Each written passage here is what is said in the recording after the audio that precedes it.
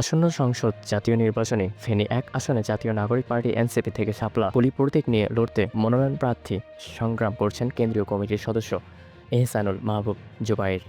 রবিবার দুপুরে তিনি ঢাকার বাংলা মোটর এনসিপির কেন্দ্রীয় কার্যালয় থেকে মনোনয়ন ফরম সংগ্রহ করেন। ফেনী ১ আসনটিতে রাজনৈতিকভাবে অত্যন্ত গুরুত্বপূর্ণ হিসেবে পরিচিত। এ আসনে বহুবার নির্বাচন করে বিজয়ী হয়েছেন বিএনপি চেয়ারপারসন বেগম খালেদা জিয়া। এবার সেই আসনে প্রতিদ্বন্দ্বিতায় অংশগ্রহণ করলেন এনসিপির তরুণ নেতা জুবায়ের।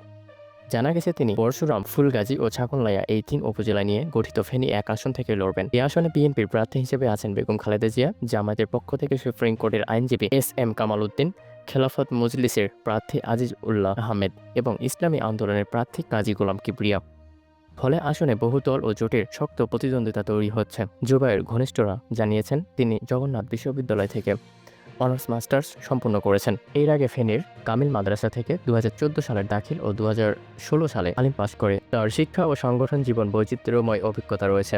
তিনি জগন্নাথ বিশ্ববিদ্যালয় সাংবাদিকতা সমিতির সাধারণ সম্পাদক এবং বিশ্ববিদ্যালয় রিভার স্কাউট গ্রুপের প্রচারণা এবং প্রকাশনা সম্পাদক হিসেবে কাজ করেছেন। এছাড়া জুবায়ের ফেনী জেলা ছাত্র কল্যাণ পরিষদের উপদেষ্টা এবং জাতীয় নাগরিক কমিটির কেন্দ্রীয় সদস্য হিসেবে কাজ করেছেন। পর্যটন উন্নয়ন খাতে অবদানের স্বীকৃতি হিসেবে ২০২৩-২৪ অর্থবছরে তিনি বাংলাদেশ পর্যটন কর্পোরেশনের ফেলোশিপ লাভ করেন। বর্তমান তিনি বাইং হাউস ব্যবসার সঙ্গে যুক্ত।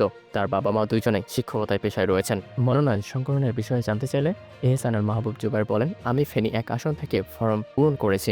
এনসিপির পক্ষ থেকে বগুড়া ৭ আসনটি বিএনপিকে ছাড় দেওয়া প্রাথমিক আলোচনায় হয়েছে। তাই আশা করছি ফেনী ১ আসন দল আমাকে চূড়ান্ত মনোনয়ন দেবে। আমি এই এলাকায় মানুষের জন্য কাজ করতে চাই। ফেনী ১ আসন ইতিহাস রয়েছে। এটি বিএনপির শক্ত ঘাঁটি হিসেবে পরিচিত।